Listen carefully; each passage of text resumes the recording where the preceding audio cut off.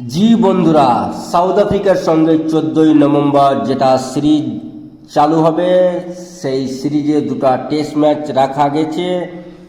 তার জন্য ভারতীয় টিমের স্কোয়াডের ঘোষণা করে দিয়েছে।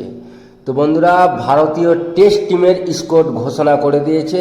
সেখানে সবচাইতে বড় নিউজ যেটা হয়েছে, ঋষভ পান্ত টেস্ট ক্রিকেটে কামব্যাক করেছে। তাকে সাউথ আফ্রিকার এগেইনস্ট টেস্ট ম্যাচের জন্য জায়গা দিয়েছে এবং আকাশদীপকেও তার সঙ্গে জায়গা করে নিয়েছে টেস্ট ম্যাচের জন্য।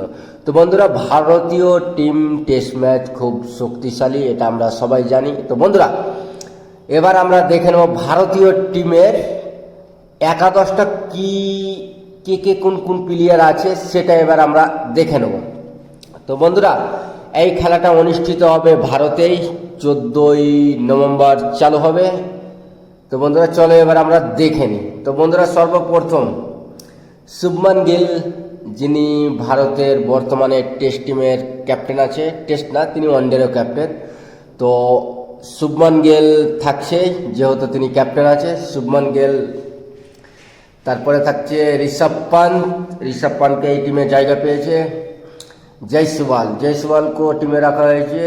সাই সুদর্শন জায়গা পেয়েছে। KL Rahul wicket keeper batsman. দেবদূত পাটিকাল, ওয়াশিংটন সুন্দর,